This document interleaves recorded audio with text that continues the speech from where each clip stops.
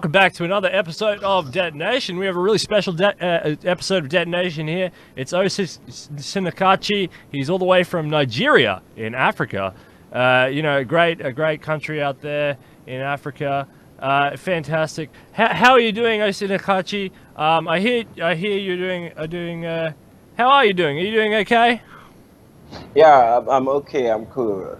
Just thinking about the whole of project for TFDS and how to make meaning out of our existence and creating a good impact in the society. And that's why think we are, so as to make impact and not to show the world that we know. Yeah, and you're one of the big. Before we get into TAFDS, Taffds'S, which is I'm calling it, which is this is the official media broadcaster of Taffds'S now, which I'm absolutely privileged to do. I'll do some of their announcements, to do some of their broadcasting mechanism, actually get the name out there into the big wide world where you can't make any mistakes because it's too quick. Welcome to the big world. But no, that's good. And we're happy to be partnering up with you guys here at Detonation. We think it's fantastic. We're really excited to work with you, and also Project 222, and obviously the Transhumanist-Party, which you should go up to go and subscribe to, and sign up as a member and get on board with the Transhumanist-Party. But Osinakachi, there's lots to talk about, but you are known in the world of fearism. You're a big player. You're a big mega hit. You're the Einstein of that world. I mean, you're one of the central core features. What is fearism? And who are your colleagues who are also equally important in that world? What is fear? Like, let's talk about fearism just for a second, because this is something that you're really big on. You're the award-winning author and speaker on the issue. Okay, when you look at fearism, we see fearism as the study of the relationship between fear and life. So, according to one of the big player there, the founder of fearism study centered around Nepal, by name Deshuba, he said that life is conducted, directed, and controlled by fear. So we believe that the action and inaction of the human person in the world is being controlled by fear.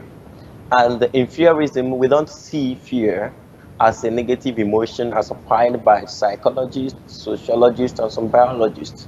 We see fear as a big team player in our existential struggle.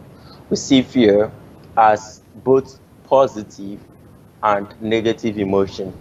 For us, the positive, positive play or the negative play of fear depends on the subject of fear and not the object. The subject of fear is the human person. So how you allow your fears to control you depends on how what it means to you. And so you see, people have their own different way of perception. So when something flashes on our minds, or when two different persons meet a danger stuff or perceive danger, they react to it differently. And so that is a practical example of how fear controls our action and inaction. And so you know that fear can be stagnant in our existence, can cause stagnation in our existence, but it also cause progress.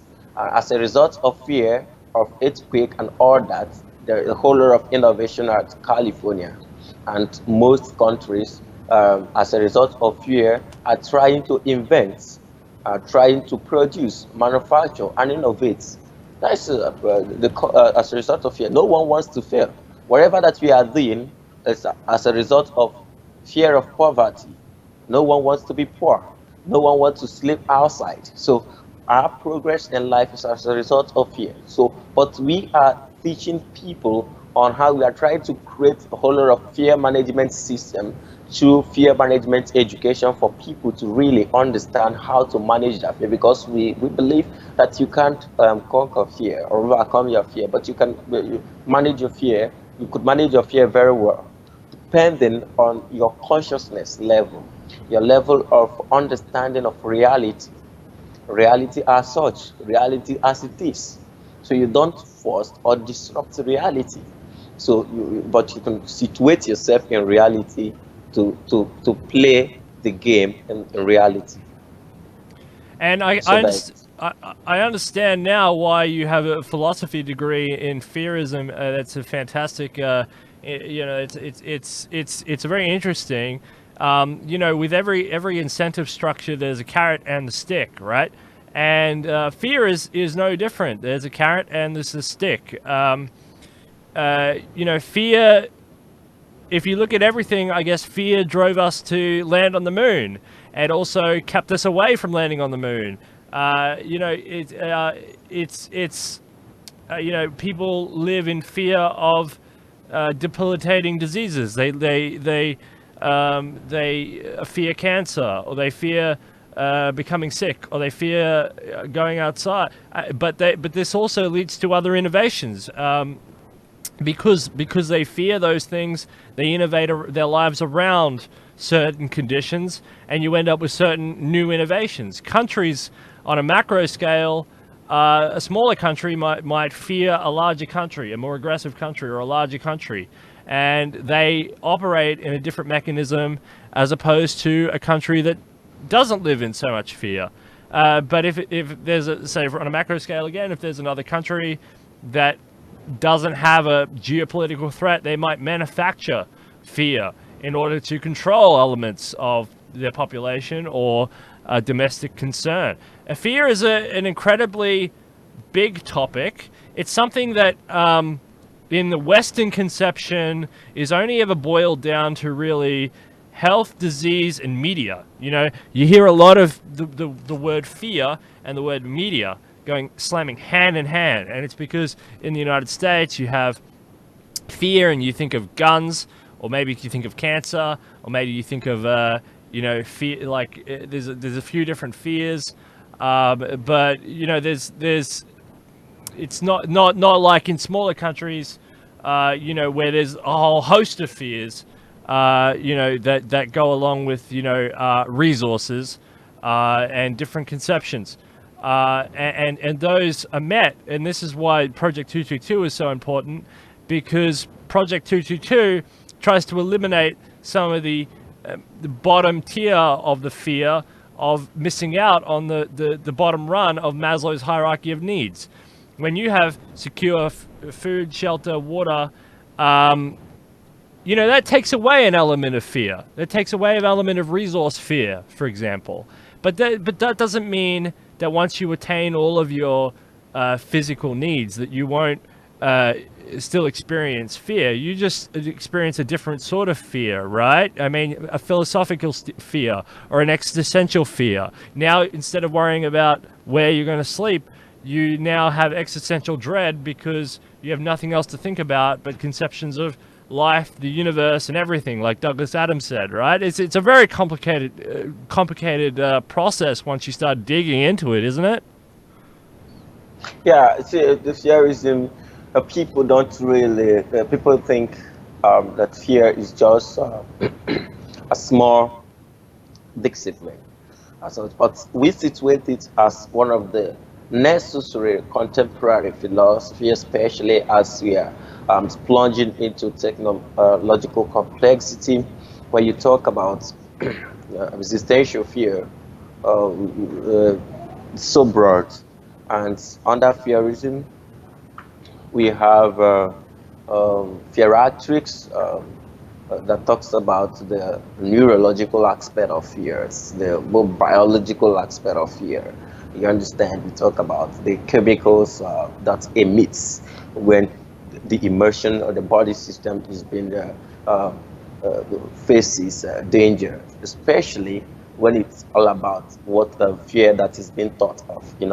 So, but the people don't really understand why the importance, the urgency of studying fearism, because they don't know that soon, like the paper I presented in Paris at the last conference, France, I talked about the place of fear in the techno-scientific age. So people really need to understand, because the summit is all about avant-gardianism, avant-gardes. So I was just trying to say that I try to make a kind of a contextual connection about how the futurists or transhumanists are the avant-garde of our time. So, but we need to follow them to really moderate, because the theorists or the theologists, they have their reservations with the what the transhumanists, the futurists, and the longevity experts, what they are doing. We need to really look at it and see the fear that they are to create in the future, because there is what we call fear culture based societies. When you have a fear culture based society where everyone is living in fear, intense fear, do you understand? The country won't really move forward. It's not all about development, but it's all about how um, people feel in the developed world. You get what I'm saying? So how do people feel? How do they relate? It's not about having everything. You could have everything, but you are not at peace with yourself. Your emotion is very important. You see people, they are living in the developed world, but their lifespan is short. They die quickly and all that. But they don't, because they are living in fear. You see people, oh, we are trying to create innovation, but we have barricaded ourselves. So there is no access, there is no, we are trying to kill the nature of the human person. Do you understand? We are what? Social agents. We are social agents. But some of the invention and innovation makes us not to be close to the order. So the I and thou relationship is being breached. And so we can't really relate well. We suspect everyone. And it makes us not to live as a human person, because we are homo and socialis, social beings. So we need to actually create this. All our invention should unite us and not separate us from ourselves. You get what I'm saying? So we need to really checkmate what people are doing, because this is our own part as fearism thinkers.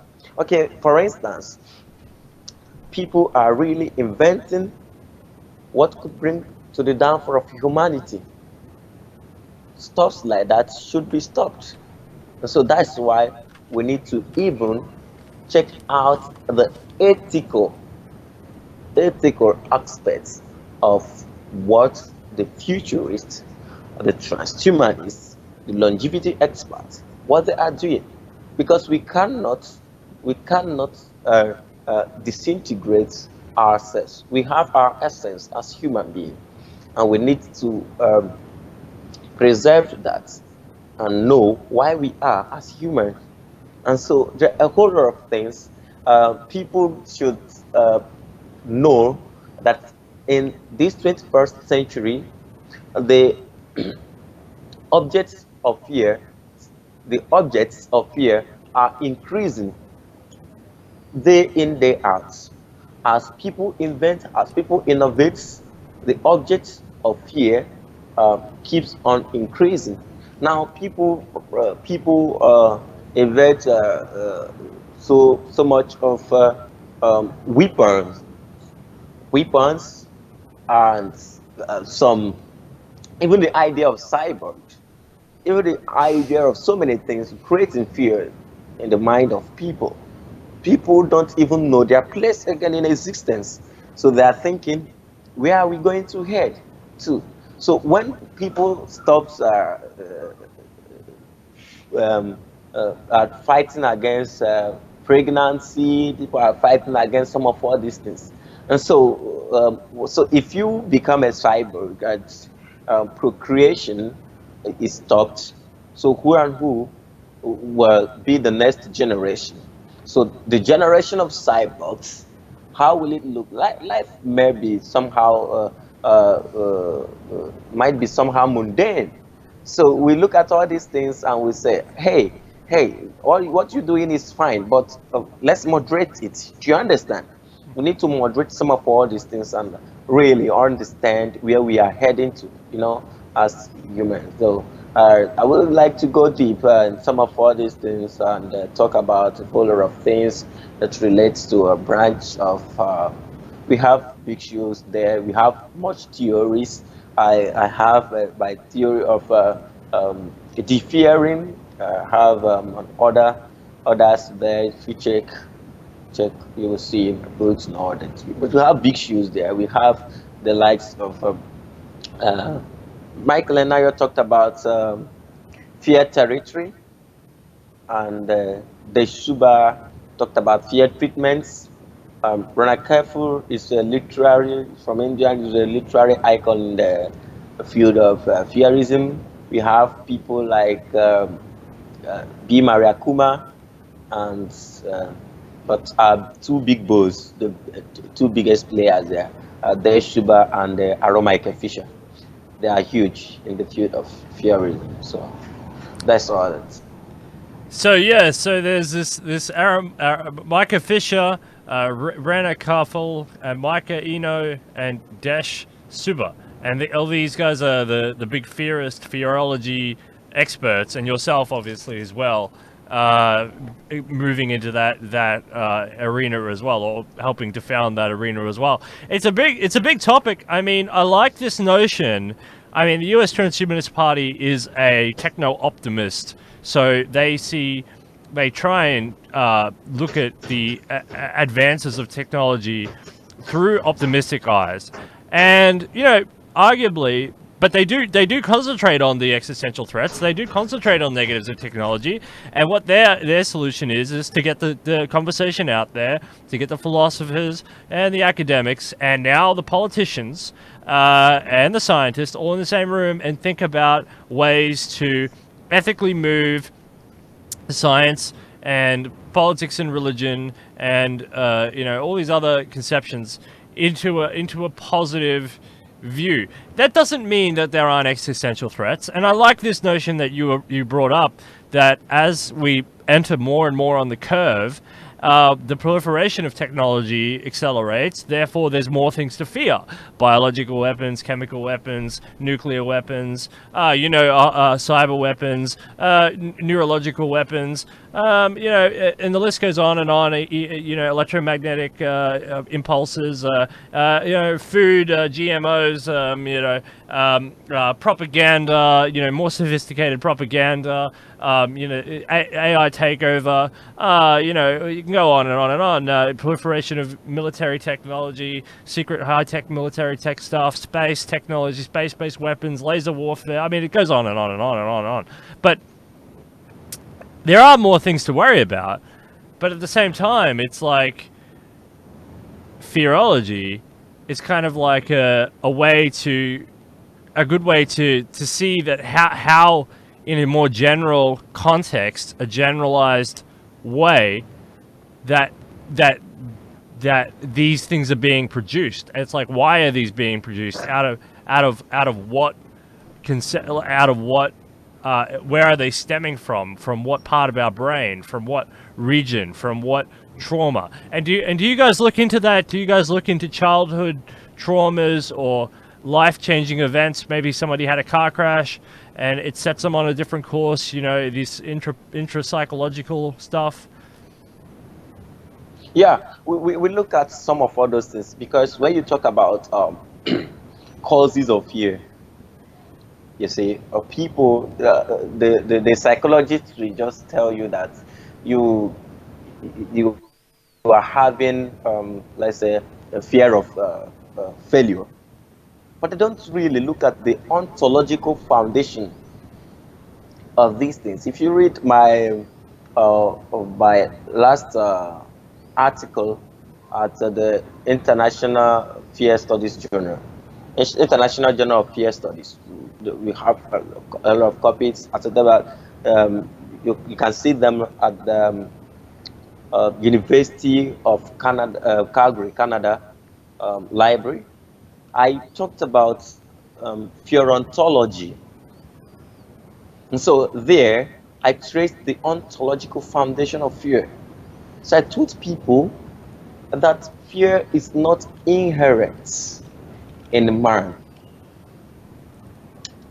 I tried to prove that although we are emotive being, so when you talk about we being emotive being, fear is being perceived outside. Although fear is just part of, we see fear as an emotion, but saying it's a negative or positive emotion could be wrong. I see fear is outside. When we perceive it, it gives an impression and it erupts the emotion in us, the emotional stuffs in us. Do you understand? I want to Yes. use a That, simple language so that people out there will really understand, both the average thinkers and all that. To understand. And so when you have that impression, it erupts the emotions. And so there will be a kind of a struggle among the emotions in us. And so I see fear as a kind of a consciousness. Hey, don't go there. Don't go there.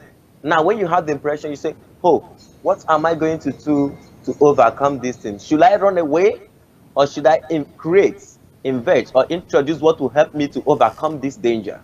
You get the message now. And so, when you talk about the ontological aspect of fear, you look at the basic thing, the no Heidegger talked about on ontology. You look at the foundational causes of all these things. And so you don't just define fear, you need to follow the Aristotelian causes, four causes. So what led to this? So that's when what you are talking about comes into play. What really form, the threats behind the threat behind your fear. Now, some persons are afraid of fear of death, not because they don't want to die, but because of the experience they've had. Someone died, and this person died. I'm missing this person, and this is my kids. I don't want to leave them to this world uh, that is evil or all that. It depends on your perception. So we try to create a fear management system through our fear management education, so that people will really understand how to harmonize their thoughts, their understanding of reality. So you really defer them. And one of the best way to defer them is what the Shuba called the philosophy. The philosophy is just analogous to deconstruction and reconstruction. Now, someone have a bad ideology about something, just like the Shuba criticized Marxist concepts, some of the Marxist concepts of self-annihilation. So when you look at Karl Marx, he was just playing a blame game, blaming the rich for the failure of others. So does it mean that the poor can't just do without the rich? Because if they really understand that the rich depends on them, they could also shift, make a kind of existential shift, and use their creativity to invent. Through this invention, the rich could be jealous of them.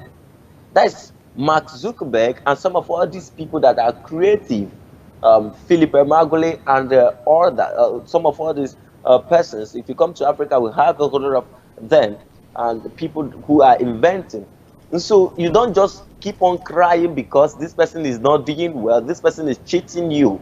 You don't want to make use of your brain, you can invent. So Karl Marx was just playing a blame game there in his theory. So the Schubert tried to look a kind of a the philosophy, that's to to deconstruct the wrong philosophies people have about reality, because it's some of all these wrong philosophy that creates a kind of fear. Because you see, the real poverty is not the lack of resources, but poverty of the mind. When people don't really think in the right direction, they head to doom. So you get that. So you need to really watch their thinking pattern and know how to direct them towards reality. It is very difficult to teach some, it is very easy to teach an enlightened mind. But an enlightened mind with academic poison will be very difficult, because it will do everything humanly possible to do what, to defend or to prove his or her points. And so you need to start from the foundational level and see how you strike a balance in a society that everybody want to show that he or she knows, rather than proving or improving the world. So I've been saying this. We need not to tell people that we know. Let us improve the world. That's why I'm among those that stand against traveling to the Mars. I don't believe in that fairy tale. I know it's possible, but I believe if you want to move to the Mars, we need to spend that whole lot of money to make the world better. If we can't make the world better, we go to Mars and we destroy Mars and look for another planet to go to. So we need to make something out of what we have. That's what I believe in. And so, and that's part of my dream. That's part of the TFDS, our dream. How are you to do that? You need to engage the inventors. So you need to engage them. You need to, we have over 7 billion population in the world, right? We have over 7 billion.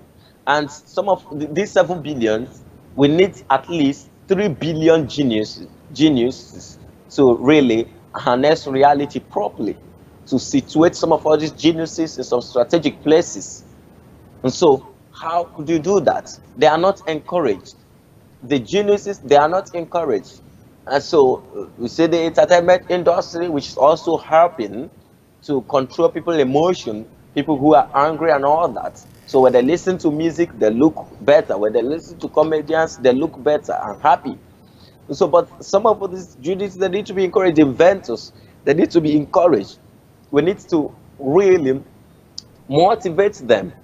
And so you see, instead of motivating them, we use the money to motivate people who are ready to die, especially the suicide bombers. So you see the travesty of everything in the universe. So the world needs to be very strategic. We need to, that's why I choose transdisciplinary. Whatever that you can offer best, come. Let's put heads together to make the world better. That's why I use the word transdisciplinary. Whatever, in any field, come. Let us reason together and do the world better. So it is not something of I don't belong there. Every person belonging to FDS, come, you're a member. So anything that you can offer, we reason together to make the world a better place. Okay, look at what is happening. The academics are more respected than inventors and innovators. And so, but it shouldn't be the case. The academics train the inventors, and so the inventors need to be respected as such. So you look at how everything is happening. Someone invented this, the telephone we're using, the computer we're using. They are all inventors. They are trying to improve the world, improve the society, and all that. And so we should also see how we harness reality, strike balance, and also make everyone to feel at home. This world is our own. So you don't need to destroy it and you run out.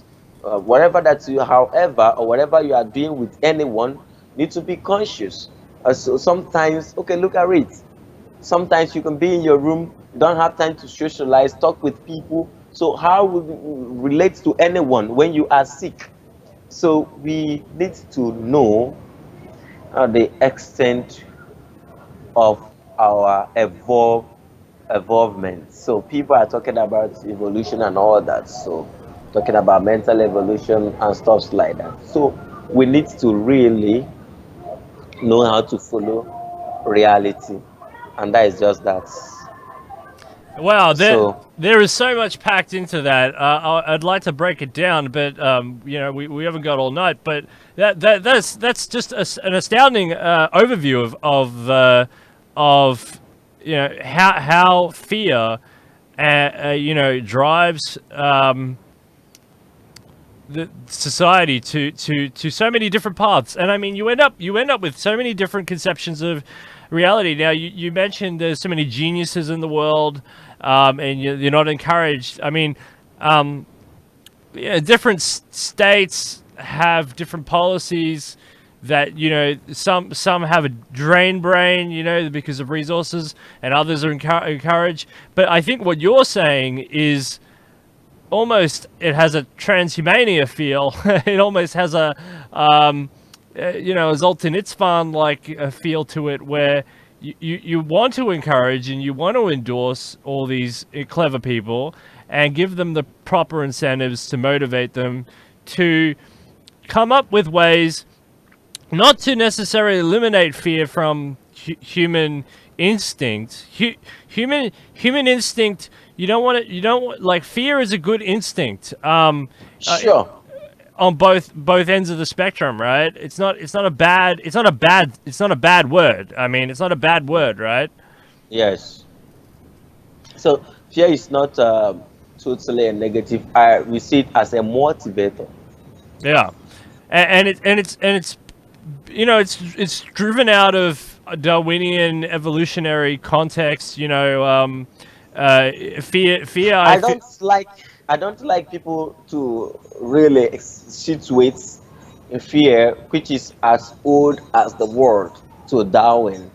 So it makes me feel like other persons weren't thinking and the world before Darwin. And so the Darwinian concept of fear is more of a motive. So fear is more than that. So we just focus on the subject, leave people's what people people's But my point ideologies. my point is like, you talk about ontology. I mean, fire. The invention of fire, is that born out of fear? Fear of the dark, fear of the predator, fear of not being able to cook meat, or is it born out of fear of not inventing it? Do you know what I mean? How does fear motivate the invention of fire, for example? So for instance, what is our basic drive in life To survive. as human? Thank you. And so when you talk about all these things, it's to make our survival better. So our basic drive is for us to survive, and it's these things are fear of not being extinct. So that is why we are doing this, and that is why I want to stop some of these things. We need Yeah. to look at, because some inventions can also put us into extinction. Yeah, exactly. Yeah, that's and that So and so people. that is my logic. When you look at the ontological foundation of all these things, you look at it. You don't just look at the effects of reality. Look at the cause. As philosophers, we believe that there is a move there is a move in Okay, reality to okay. All cause. right. So you want to look at ontology. So consciousness. Let's go. Forget fire. Forget technology. Forget language. Is Okay. consciousness. I mean, if we went from humanoid to a conscious humanoid, I mean, there's consciousness in there somewhere. I mean, did we go conscious out of fear, or did we go conscious out of, you know what I mean? Like, the ontology of consciousness, is it a fear-based move that we became conscious? Okay, when you talk about consciousness, you are moving a little bit. You see, when you talk about ontology, it's part of phenomenology. Now, the key players in phenomenology see consciousness as consciousness of something and not nothing. You get that? Yeah, So sure. consciousness is consciousness of something. And when fear triggers or flashes on your mind, okay, let me calm down. You know David Hume? David Hume, through David Hume copy principle, I propounded the fear copy. How we get the impression of fear. This part of my fearontology principle. I wrote them, these are the backgrounds. I say when you perceive or have an impression of fear, it copies in your mind. It now behoves on you to know how to control it or manage them, how to place what and what to do next. So the consciousness of fear is based on your perception of reality. Do you understand? Some persons now, when, for instance, when people were evolving, do you understand? When there is a kind of a thunder, we say the gods or the spirits, they are not happy. So you see, that's their level of consciousness. You get that? So, but now, when such a thing happens, we say, okay, let us check scientifically to know what is happening. You get that? So the same thing depends on the mind of the human person. On an unevolved mind approach reality differently. So our level of awareness and understanding of reality depends on how we approach reality. When something strikes the mind, when you have consciousness, you understand, of something. Now the most important thing is the relatedness, how we approach it, how we approach reality. It's not all about, so when you look at the antique, I don't like people to concentrate so much on the consciousness. The most important thing is the subject of fear, which is the human person. That is where we're supposed to focus the mind. How do you relate to reality? When you have this consciousness, how do you react? How do you approach reality? That should be the basic, the basic play. So those things, trying to understand reality, how consciousness affects. So just like, okay, this happened, how will you handle this situation? As a social agent, human being is a social agent. As a social agent, how you too? So Uh, these are these. yeah. That's so interesting. It's a really hard, tough one, and and you could also talk about superstition. I mean, you mentioned ghosts, right? And it, Yes, that is superstition. and sure, and it's like, is our fear of the unknown driving us to believe that ghosts are real or that they're not? You see, because both options, whichever option you want, opens up new realms of fear, and so you pick one in order to eliminate whole realms of fear. Because if you're someone who says, I don't believe in ghosts, then okay, you eliminate one idea to eliminate a whole realm of fear, and you can wipe out huge realms of fear. So this is why I think it's important that you said before, with proliferating technology, that we're opening up new technological innovations all the time, that even if you don't believe in ghosts, that doesn't mean anything anymore. I mean, there's so many ghosts appearing all the time around you that that's based in reality, that you can't escape. I mean, you can't escape a mobile phone, or so. Yeah, it's just it's so interesting. Anyway, let's go on to Taffs. You're the founder and president of Pen Lords. You have the World Fearlessness movement member. What's the World Fearlessness movement about? So the founder is um, Aromika Fisher from Canada, and we have the site with the fearlessness uh, uh, link. There he talks about different approach. He's a philologist, so you can't give what you don't have. So he's also an educator. He welcomes every idea and teaches people good tips for fear management education. And so we are in the game trying to help people to really understand and manage their fears. And so our approach towards reality opens up to so many fear factors and objects. So we really teach people, and we believe that it's a kind of a way of evolving, developing the mind to approach reality as it is. So the fearlessness movement, there's a difference between fearless, fear with hyphen less, and fearlessness, something of that nature. So it's when you fear less, you don't fear as such. So fearless means that you are not afraid of anything.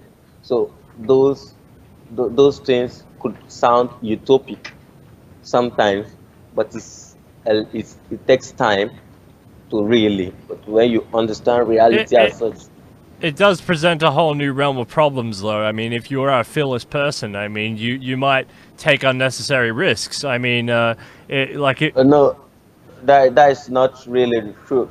We talk about difference between fear and cowardice. So you don't say because you are brave, you see where you now enter a danger zone, or you say, yeah, I'm fearless. I need to jump down from the 100-story building. So you must be stupid, and that is stupidity. So and we believe ah, in the I see we what you believe mean. I see what you mean. I see what yes, you mean. we That's good. believe in Nelson Mandela's definition of courage. Say courage is not absence of fear. And so it's all about trying to tame this emotion to encourage this emotion. You get that? So that's just that. Step down this and be courageous and look at um, what should be what's appropriate to do to get out of a situation. So that is just that. You're also on the Lifeboat Foundation. Do you like Lifeboat? You enjoying Lifeboat? Lifeboat's a great organization, as far as I can tell. Yeah, yeah. Lifeboat is was introduced to lifeboat by the CEO of TFDS, was my friend, and who happens to be the vice president of Lifeboat Foundation, Christopher K. Harley, and I'm in the futurist and ethics board. So by cheating there when things happen, I like following reality from the ethical point of view because I believe we are armor agents. So that's just that. Fantastic. And you're a USTP member. Well done. Encourage people to sign up. Fantastic. So, Taffs, did you enjoy the campaign, by the way? Let's quickly talk about the campaign. Did you enjoy the... Who were you Well, Who did you vote for? Who did you vote for? Did you vote for Mr. Shatke? well, I don't like talking about politics as such. I am I, I try to encourage some you've of come to the wrong show. You come to the wrong show. so I like I watched your last ambushed interview questions that you asked Ben Zion. I was watching it at the time, so I was like laughing. People didn't understand what happened and all that. So I I vote based on people's relationship with the other. The I and thou relationship is very important in every organization or association or all that. And so I looked at how people approach the other on social media and interaction, the chance to give to people, how it's not all about who the person is, but how the person relates to people.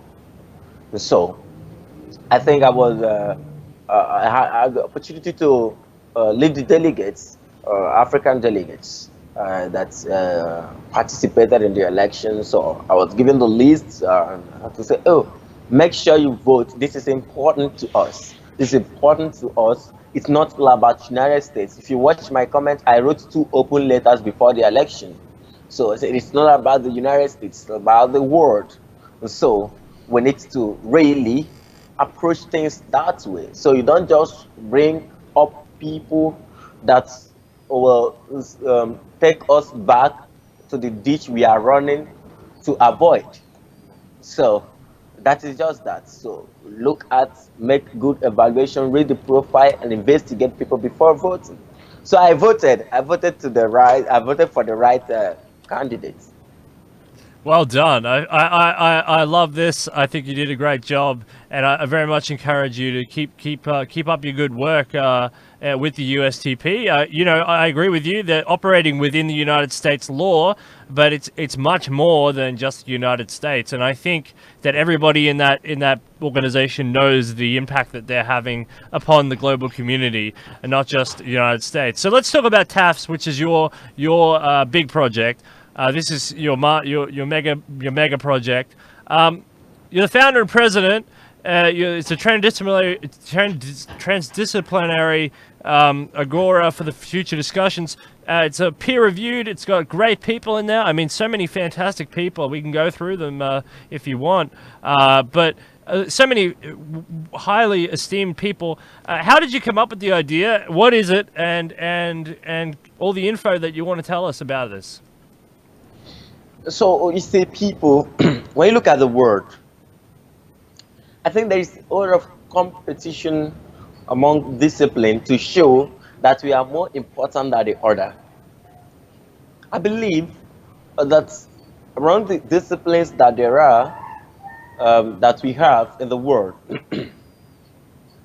none is more important than the other. For us to really solve the problem of humanity, which is unsolvable, but possibly, because if we solve all the problems, well, I think it's a sign that our time is up in reality. So we solve and create problems. So I think all disciplines need to come together. That's why I use the word transdisciplinary. So we need to engage the enlightened mind through various means. I talked about what? Talked about the TFDS journal, talked about the TFDS magazine. We have TFDS international journal, international conference. We have a TFDS team for young for teenagers who are interested in what we are doing. We invite them under the leadership of um,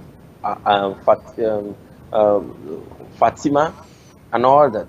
So we also have an award within which we've not given any award yet, but we are still working towards that. So we'll be giving an award as soon as we get the right person, the right candidate for the awards. We give the awards, And I certificate, look and I look forward to the show where we can announce that award. I think that'll be great. yes. So that is just that. You see, look at there are a whole lot of things happening. You come to Africa, there is people tend to have different conception about Africa. People tend to have different conception about India. People tend to have different conception about Asia, something of that nature. And so, but according to one of my mentors, Professor Izum Marcel Onyecha, in his African philosophy, he talked about this Africa personality and identity. He talked about Afrophobes, people who are afraid of Africa, people who don't want to do anything with Africa. He talked about Afro spoilers. These people, they are interested. Uh, they are just interested about what is happening in Africa. They go there, take the resources there, despoil Africa, make a kind of a political conflict, spoil the mind of this president with this, or the other president, so that there will be a kind of war and conflict, unsolvable problem in Africa, trying to draw Africa, pull Africa down. I told I told the world my last interview with the XME radio, that Africans, they are ready and they're prepared. They are ready to compete with anybody in the world. What we lack is what? What we are having is political problem. So that's why in the TFDS conference campaign, we talked about the importance of politics of abundance, which is part of the transhumanist agenda, so that we bridge some of all this gap. The problem of having an analog president in the digital age. So all those things, you shape them out and you see how to evolve the world better. So create the enabling environment for people to really function well, act, and relate well. So it's not all about Africa. It's not TFD is just an Africa thing. It's registered in the United States, legally registered, and at Georgia, United States of America. But we are spreading. We are having a whole lot of delegates. We are having a whole lot of what do we call it, ambassadors in different countries representing and relating with us well, and doing a lot of good jobs in their different countries. So it's all about the world. It's an international thing. And so that is why we've been calling on people, come on board, support us in any way you can. We need moral, financial, and advisory support, to encourage what we are doing. So wherever you know you have for the world, you come, let's collaborate. We're open to collaboration, we're open to partnership, we're open to endorsement, sponsorship. And so that's just that about TFDS. So if anyone wants to talk about partnership, you can meet Tom Rose. Tom Rose is the CPO, Chief Partnership Officer, for TFDS, and he's doing a great job. So he'll be in Rwanda with his team for the techno-scientific awareness. I think we'll be arriving tomorrow or thereabouts. So it'll be at Kigali, Rwanda, for this big show. Are you going to Rwanda for this event tomorrow? Is that are you traveling very soon? Is that what's going on? Yeah, you know what happened yesterday, and that is not what I would like to talk about here. So also, I think made it hard, right? I would like you to follow him up. You can put a call, make a kind of a live show to know what is going on there, how the movement will be recovering, whole lot of environment scenario and all that. Yeah, because I'd love to get to one of these conferences myself. I think it'd be fantastic. Also, I want to interview more people from TAFFDS. I think it's a great organization. I know a lot of people in here, and the mission is good. The mission is solid, and it just looks like a lot of fun. I'm writing a paper. Hopefully, I can get it submitted. I'm very busy, but hopefully I can get it submitted by the 30th for the deadline. That would be really, really good. And that's awesome.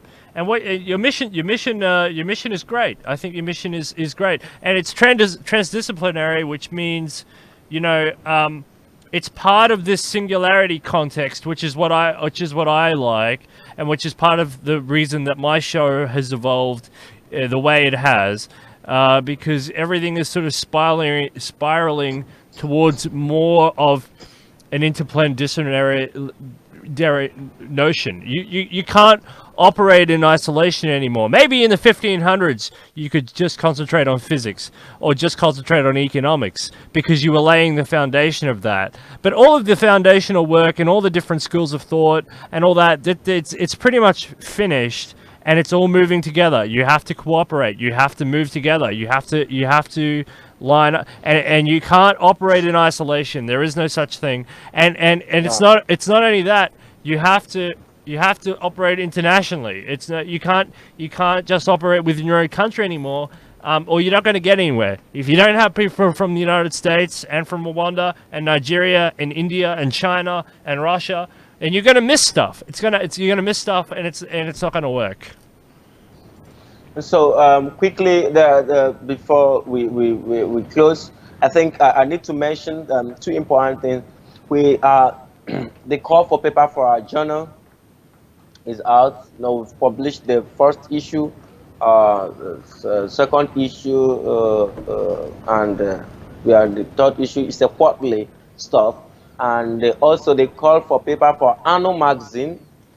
It's also out. We'll be having a list of best presidents in the world. We'll be talking about best president analysis. Journalists will be collecting articles from journalists with regards to the rating. We'll be also talking about the best leader in Africa and all that. So we are open to administrative reviews, leadership reviews, and we'll be talking about the best keynote speakers in the world. We're going to have 20 persons, we rate 20 persons, and we see how those who are making really impact. We talk about innovators, inventors, some stuff like that, best media outlets, and stuff like that. So it's going to be an annual magazine, very big, but it will be coming out annually. We will talk about best activists, climate change activists, neuroweapons activists, and all that.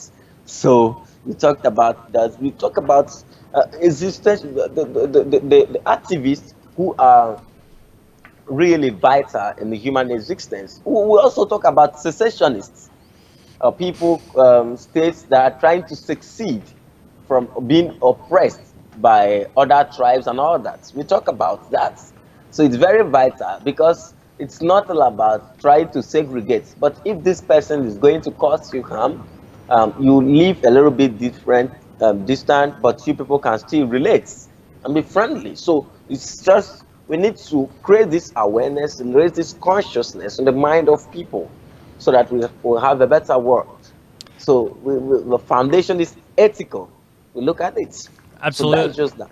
Absolutely, I totally agree. And before we go, I have one more question for you. I want to ask you, what is the state of transhumanism in Africa? Do people know what transhumanism is? Is it an alien concept? Is there a huge movement? What is the current state of transhumanism in Africa continent as a general factor?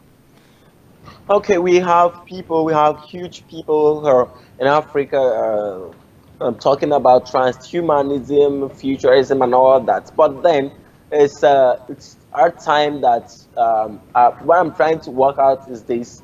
If we really grow to the extent we make a lot of sensitization, bringing people on board, people who really understand it, because when you try to somehow absorb telling someone in Africa about solving aging and immortality and all stuff like that, longevity, they see it as if you are competing with God and stuff like that. So it's a gradual process. So it's not that they don't really understand. Before now, Africans will be living longer. You know, even what the Western world teaches, we've taught that before now. When you go down to Alexandria, Egypt, you know, the first university in the world is in Africa and stuff like that. So we started civilization and stuff like that. So it's just that the consciousness or the awareness about this movement is not all that broad, but we are really making a part. It's And not all about everybody being involved, but the productivity and all that. and, It's not all about media stuff, but getting the message down to the people, discussing it with the people, visiting universities, because what they study as contemporary philosophies now, I think it should be reevaluated. Courses like transhumanism, analog to existentialism, futurism, fearism should be accepted in the university curriculum so that people will start studying them. So we put down the teachings of Red Cruzwell, Aubrey de Grey, De Schuber, Aaron Michael Fisher, and all that. We put them in the scheme of work, put them in the history of philosophy, under contemporary philosophy, and perhaps people will learn from that. So that's my own perception. Yeah, and Africa is a huge continent. Do you find that people in the southern region, the central region, or the northern region are picking this up more? Because I know in the north, for example, Egypt, it's very Islamic. Do you think that those people are probably not picking up, or they might? I don't know. I don't know anything about it. Like, are they picking it up Well, more or less, or well, are people in the south picking it up, like South Africa or the mid, where you are? the it's not all about religion. It's all about level of consciousness and awareness. I'm a Christian. I'm a Catholic. So I know my how I ought to receive things, and I know what I ought to receive. Personally, I can't start uh, turning to another species or trying to take myself to become what I am not. Even I even love my skin. I love it the way it is. I don't apply anything. I even what I my cream is palm kernel oil. That's what I take as my cream. So I don't believe in some of the things. What I like is just when you take your certificate as a member of transhumanism, they talk about health and all those things, and those things are vital. You look at them. So I'm not interested in the ism in it. So the ism in it, the extremes are not part of my game. Do you understand? I can't change myself. I can't even evolve because the black color is the king color. We are just royal mahogany. So Africans are royal mahogany. So we are. I like the way we are. I like the way and how we relate. So it's all about consciousness. So when I wouldn't like to talk about religion, whether South Africans, Egyptians, they are more Islamic or that. Before now, we were Africans before the Westerners brought in religion to bring confusion. So just let's interrelate as Africans and all that. Let's just talk about the Africanness and leave the religion aspect. We accept good things, and it's also we have drugs, herbs, and all that. We have things to look at because my own aspect of longevity is totally different from what they're talking about. With that tech approach, I talk about starting from the basic, the food you eat. Start eating natural foods. We can go back to health to see how we can improve our lifespans and not eating canned foods, chemical foods and all that. We start from eating herbs, taking natural food from its natural states. And so even as I still have my reservations, we're still going to investigate about practical farming, hydroponics, aquaponics, and all that. We need to look at it. How natural is vertical farming? So these are researches that we're going to look at. So if it is totally natural, we can say, okay, fine and good. So it's not about conjuring chemicals to cause more problem in the world, in the human system. And so disrupting the natural state of humanity is also a problem itself. So that's just that. So when you talk about if you are receiving transhumanism, we have transhumanists. If you check social media, you will see we have. It's all about like I will discuss with the chairman US transhumanist-party that we need to start doing a background work, looking at how to start teaching some of all these courses in university, sending the handbook so that people will start writing thesis on the topic. People start writing their paper review, and they can even buy the handbook and dash universities as a kind of a gift from this association to this university, so that they put in their libraries and all that.